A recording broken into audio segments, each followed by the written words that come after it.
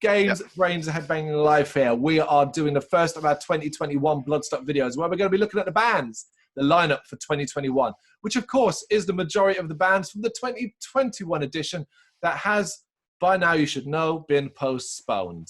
Happily, Bloodstock, being the wonderful, wonderful people they are, have managed to move the majority of the bands over. Off the top of my head, I believe there are only 2 missing, which is Hatebreed, who have not said they won't be there. I saw on Twitter, and it was Jamie was replying to Bloodstock Vicky, saying that it was something along the lines of, we just haven't got logistics sorted out yet, but they're hoping to be there. Whereas Behemoth are confirmed to not be there. Bloodstock themselves have confirmed that. That is a missing headliner.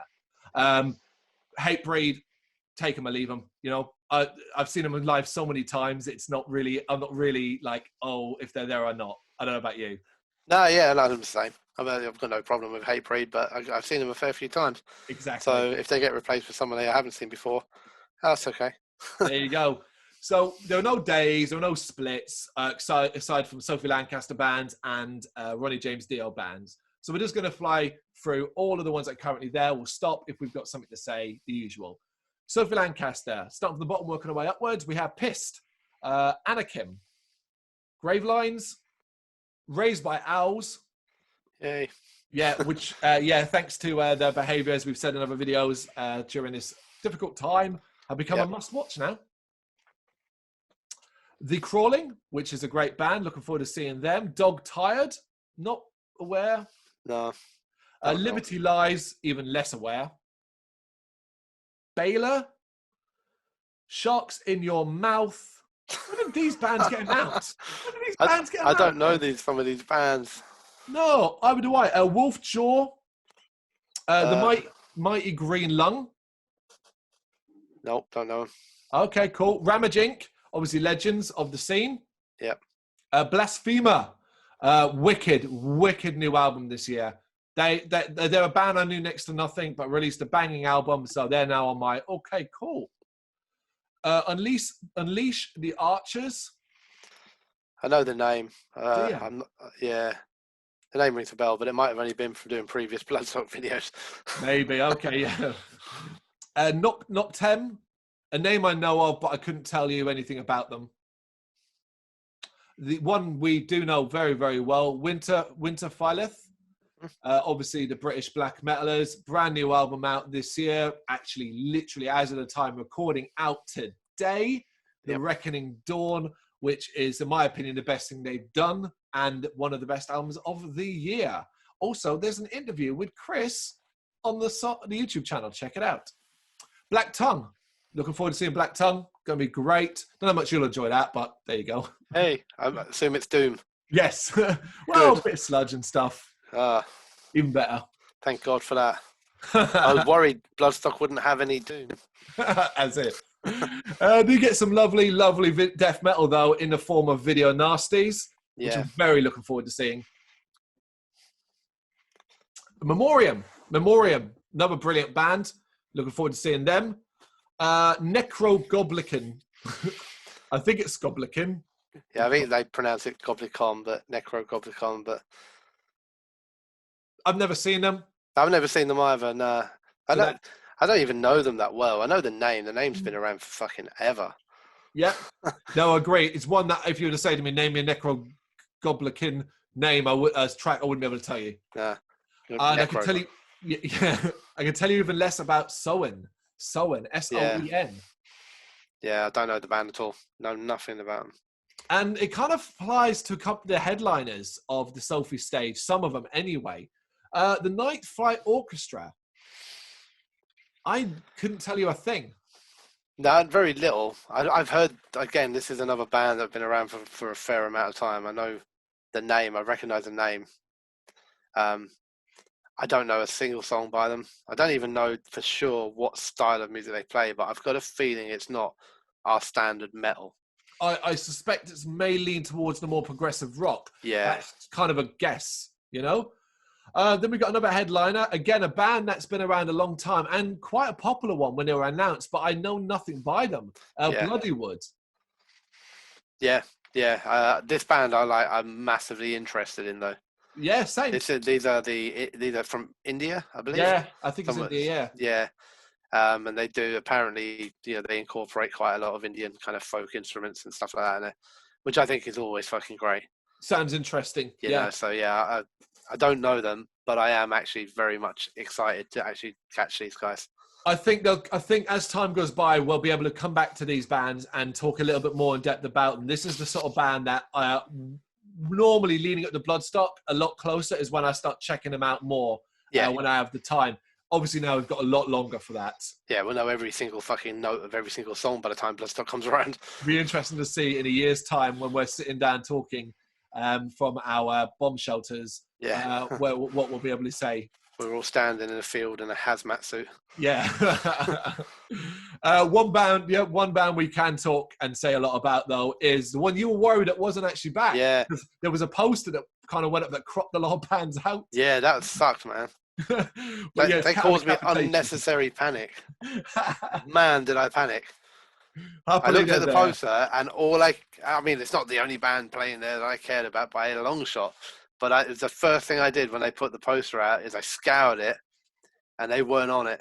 Yeah. And I went to our WhatsApp group, and I was just like, "Cow decapitation, sad face." Yeah, and I was planning to do a video. You sent that while I was preparing to do a video about it, and I was like, "Is that confirmed?" And you were like, "Well, no, I don't know yet." And I'm like, "How the fuck am I supposed to find this out?" They're not on the poster. I almost made the same mistake that it had cropped out Winter Fillers, and I was going to be talking to Chris, and I was like, "Oh, shall I mention it and find out?" And then someone had posted in their Bloodstock forum thing about seeing them next year. And I was just like, oh, let's check. Is it official? And then I found out that, yes, the poster I was looking at had cropped them out. So there you go. Happy days. Yeah, I'm delighted that they're absolutely delighted. Yeah, absolutely. It is one of those probably most anticipated. And realistically, the way things are going now, potentially the only time we're going to get to see them. Yeah. I think it will be really funny if by then we finally eradicated this virus and they come up and they sing their song, Bring Back the Plague. And then we go to the main stage. So we have Butcher Babies. I obviously know who they are. Been controversial in the past. The band that people either love or hate. I have no real opinion either way. Yeah, I don't know them, to be honest. Svalbard? I don't know them. Conjurer. Whoop. Yeah. Conjurer. Don't know how it's going to go on the main stage. They're early as well, aren't they? I think they're the way that they're listed on the Bloodstock poster is, I don't know if they're openers or they're not far, they may be the band after the opener. They're on the lowest tier. Even on this poster I'm looking at, they're in the lowest tier. Yeah, the only thing with the poster I'm looking at, on the Sunday, is Butcher Babies are opening and they're a step below Conjurer. Okay. So it looks like there's another band to go in there. Right, interesting. Okay. So that's quite interesting then, because I love Conjurer. Oh, no, do you know, it's not that. Sorry. Let me just reverse what it is that because they haven't got a headliner in on the Saturday, so Paradise Lost is at the top. Right. So but once they put the headliner in, it'll push Conjurer down to the opener. Cool. Yeah, we're going back to what I was saying. I'm not entirely sure if the main stage for Conjurer is going to be as impressive to people who aren't fans. Nah, but it's a good step up for the band, so, well done for them. Absolutely. A bit of thrash feel with Acid Rain. That's cool. Rain. Yeah, that's cool. Yeah. It's just thrash on it. I wouldn't say I'm a massive Acid Rain fan, although I know them relatively well. But, in a festival that can sometimes be weighed down with doom and sludge, usually get a bit, yeah. Talking of that as well, then you get a bit of Silosis, who pre the new album, I probably would have been like, I'll check him out. I've seen them in the past when they were very smaller, much smaller. New album's fucking great. Yeah. Looking forward to Silosis. Yep, agreed. Continue with the thrash. Toxic Holocaust. I caught bits of them at the show with On Earth at the Ulu at the beginning of the year. Good fun. Crowd was shot into them. I think they're going to go down really, really well. Cool. And then if you want some old school thrash, you can go and watch Diamond Head. Yep. I've seen Diamond Head more times than I feel I should have. I think I've only ever seen Diamond Head once, and I think it was many, many years ago. So, yeah. Oh, yeah, you weren't at... I was about to say, you were at the Sonosphere for Metallica by Request. You weren't at the Big Four. Nah. one. Diamond Head opened for them there, and I thought it was shit. I've seen them better, thankfully. But I don't know. I'm not wowed by Diamond Head. And let's be honest, most people aren't going to be until they play that one song. Yeah. Lost Society. I don't know loads by them. They're a bit of an oddity for the main stage, but that's kind of nice considering what's around them. Cannot wait for Life of Agony. This is not a metal. Well, I mean, they're heavy, but this is one of the more rock bands. Yeah. Legends of the scene have come back really, really strong with a really good new album. One of my favorite interviews was with the guitarist, Joey. I can't wait to see Life of Agony. I massively respect them as artists and band, and musically, I think they're wonderful. Yeah, I'm not as excited by you, but as you are by them. I do think they're a very good band, though, and I've never seen them before, so it'd be cool. Excellent. And then we're going to go to one that we've been not critical of the past, but we've suggested we're not quite on board the hype train, and we're kind of waiting to see them live. And it was going to be Bloodstock 2020, but now will be 2021, and it is Ginger. Yep. And my opinion hasn't changed. No, I'm still not on board yet. Yep. I don't dislike them. Yeah. But yeah, I need more. I need to see them live. I'm not seeing them as the saviors in the same way that Code Orange were tagged as the future. I see Ginger as, they're good, yeah. But I'm not seeing like the next great thing. Yeah, I think seeing them live will turn me one way or the other. Agreed. Then we get Black Dahlia Murder, always a great band. Have released a banger as well. Some proper heavy music. Yeah. Sacred Reich, old school. Yeah, and I'm not really a band I'm a massive fan of, but true. I like their drummer. Of course. I'd like, they're a big name in metal, you know what I mean? I've never seen them, so I'd always want to go out of my way to try and catch a track or two and see if I'm into it. And even if I'm not, then at least I can say, I checked out Sacred Reich. You've seen them, exactly that. A band we're very familiar with, caught probably more times than we can count over the years in numerous slots and positions. It is the Mighty Orange Goblin, always a great band. Yeah. Then we've got the one that, I imagine, sold a ticket to you, and it is Dark Tranquillity. Yeah, it was certainly. I would have probably bought a ticket whether they were there or not. But like, it was a massive win when they were announced at the 2019 edition. Yeah, it was like, I think they were the first one announced as well. It was one of the names popped up on the screen. It was like, thank fuck for that. Yeah. The weird thing, I guess, with Dark Tranquillity now is that by the time this festival happens, it will have been a good 4 or 5 years since Atoma. I know that they're quite active at the moment on social media, and like, it looks like there's music incoming. So right. That'll be quite interesting, because like, how bad would it be for me if like the new album sucks and then I've got to go and see them? It's like, no, I could have seen them before the new album. But now, yeah, they're great. I think they're a fantastic band. I do. Agreed. It'll be one of those that will either be everything you want it to be, or it won't live up to the hype. Yeah, it'd be like, just go back home and listen to them on record from now on. As we've also talked about bucket list bands that you can at least tick off, a massive one is Violence, which will be their debut and a UK exclusive still, apparently. Cool. I have no real interest in Violence beyond saying, oh my God, I've seen Violence. Yeah, they're like you said, they kind of impact our musical history quite a bit, whether through Rob Flynn or Phil Demmel or whatever it might be. Yeah. You know, so, and obviously Phil Demmel's back in Violence. So, yeah, no, it's kind of cool. It's going to be cool to see where it all sort of started for the bands that we ended up loving.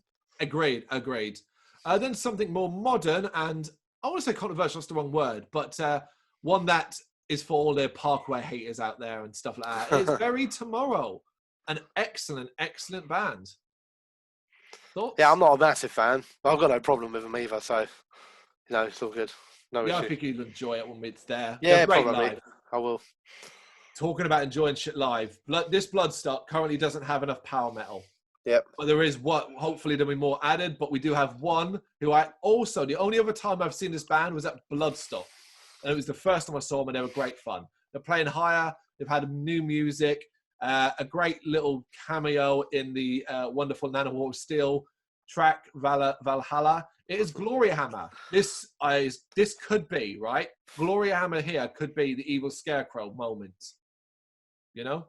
Yeah, that'd be cool. It'd be great if maybe they'll bring out Nano War of Steel. That's one that I'm like, Bloodstock, book them. I don't even know if they've ever played Bloodstock in the past. Talking about bands to book at Bloodstock, there's a band that could fucking that could transform that festival for a short period, you know? Yeah, definitely. But now it's cool to see, like, especially in the way that they're lined up, because I think Glory Hammer sort of stand out across the whole of the Ronnie James Dio stage. Really does. As being the only band of that style of music, you know? Yeah, agreed. And then the next one is one that might surprise people, but this is one of my most anticipated, purely because it is going to be something I don't normally buy into, a nostalgic kick. And it's Philip H. Anselmo and the Illegals performing a vulgar display of Pantera. Yep. That is going to be fun. I want to be the right amount of drunk for that shit, man. Yeah, you're going to want to be, because you're going to be surrounded by dickheads in the crowd doing things like white power and stuff like that. Oh, no. But yeah, no, look, you know, we're never going to see Pantera. We're going to see the front man of Pantera doing Pantera songs. I'll take it. I can get. Yeah, I can't wait. Mm-hmm. I can imagine, like, I'm going to be standing in a fucking field, man. Phil Anselmo's going to be on stage, and he's going to play fucking Walk, or you know, Becoming, or something like that. I can't wait for that moment. The ones you really want, rather than just the hits, you know. Can't wait for it. Yeah. Not so bothered about Skindred. Seen them live too many times. Been at Bloodstock before, and I didn't really watch them then. Skindred or Skindred. I know it's more of an important deal for you. No, more for my missus than anything else. She's a big fan.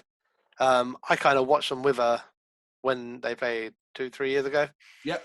And I'm not a big fan. I'm still not. That's not going to change, I don't think. I think if I'm not a fan by now, I probably never will be. True. But I was impressed by the crowd. They're a good energy kick. Very. Do you know what I mean? They really get people lifted and get the crowd moving, and T-shirts waving in their what do they call that? Newport helicopter. Newport, that's it. Yeah. Which I won't be doing. I ain't getting my tits out.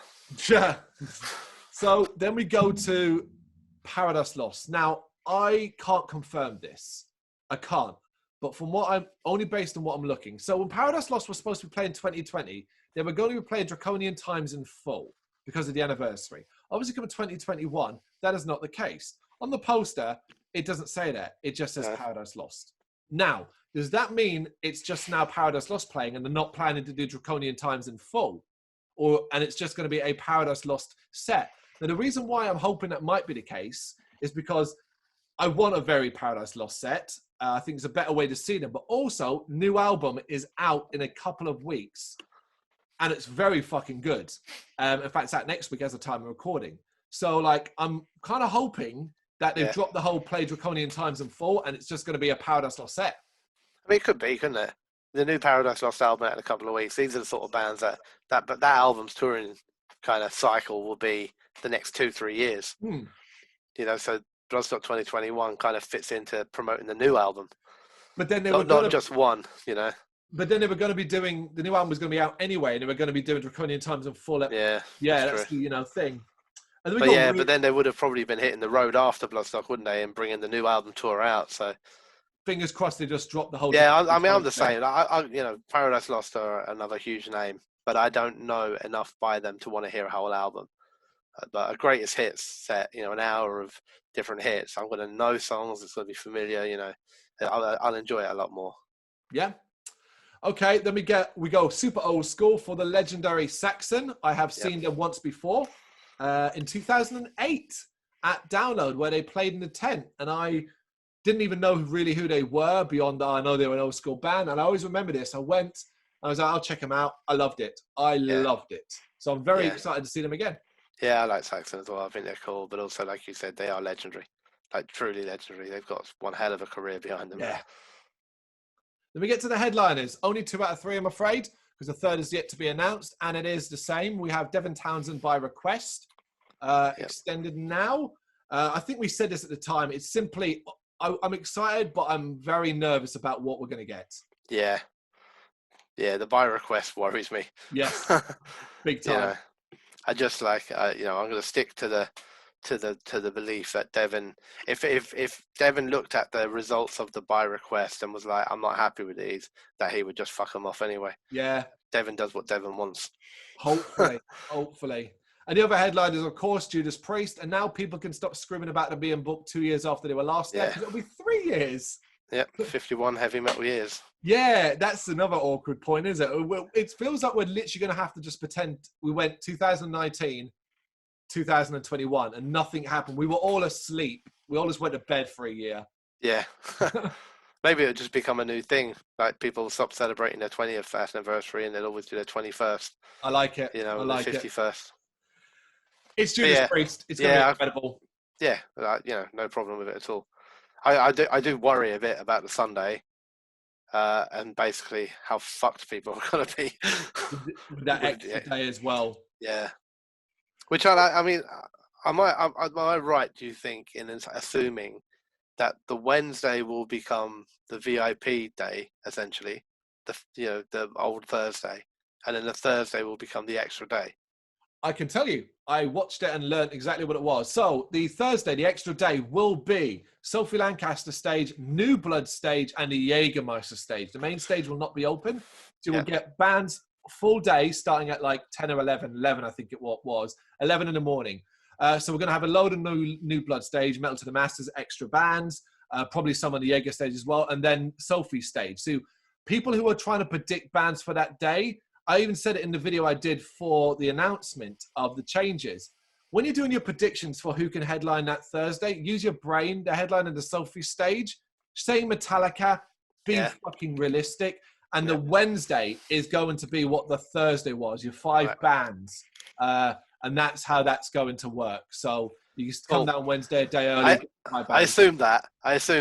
But then I was like, I hadn't seen it anywhere. And I did worries in my head of, so the Wednesday will be a full day, and at the end of Wednesday, they'll try and shepherd everybody off because the Thursday is only a half day. Yeah, no. It's like that won't work. It must be that the Wednesday becomes the Thursday. Our advice would be our advice would be for that extra day, what it is for any of the time you're there. Don't get fucked on the first night. You'll suffer for the rest of the weekend. Yeah, or if you do, or you can go the other way with us now. You can go in there and go absolutely smashed on the Wednesday, Thursday, as long as you're okay with taking it easy on the Friday. Yeah, that's true. Recuperate. And then go hard on the Saturday and so on, yeah. But then Friday's got like Pantera and Dark Tranquility and everything like that, so you're not going to want to go too easy. No. And we say this and we still drink anyway, so... Yeah, that's true. So, off the top of your head, unless you've already thought about it, if you could book that third headliner, who would you... obviously Metallica. I'm joking. Obviously. Or Black Sabbath, mate. All of them. Reunite. Yeah, that's it. Yeah. Fucking Dio with the hologram. Ooh. If I could, in all honesty, what would I go with? I've seen this suggested a few times, and I'm okay with the idea of it because I do think I would like to see a black metal band up there. I do think we've got Devon, which is, the kind of covers quite a lot of the genres, really, but and Judas Priest, from the old school. There isn't a lot of power metal. There isn't a lot of black metal. Like proper straight up black metal. I would be okay with seeing Dimmu Borgir, but with like a full kind of fucking. I think I've seen people suggest like the full symphony Dimmu Borgir. Yeah. So I think they're kind of closest in line to Behemoth to a degree, I guess, in that kind of scale and size. Yeah. I don't really want it to be another icon, another legend. I know a few people have said about Gojira and stuff like that, but I don't think that's going to happen. I don't really, I was cool with Behemoth being there, and I think I could substitute them for Dimmu Borgir. They're the only one I can think of in the black metal department that I would consider large enough. The only other one I would say, but it would need something, it ain't going to happen, which is a reunited Immortal. But that isn't going to happen. Abath on his own isn't big enough to do that slot. So I agree with you, Dimmu. The problem for me is Dimmu have been so for a long time now. Yeah, I was thinking that when I said that. I know you've had a few bad experiences with them. But really difficult because there's no power metal band big enough to do it. Not unless you're going to bring someone like a Blind Guardian. No, it is one of those where it's generally like, okay, I can't think of anyone like on par. Like, so okay, maybe you start lowering your expectations, like you tell people to do, and you go, okay, well, who's the the lower card, and even that, off the top of your head, it starts to get really fucking difficult. You know? Yeah, well, I mean, if I could just take someone from the lower card, I'd just stick Count of Decapitation up there. Baby metal. Play Death Atlas in full. Job done.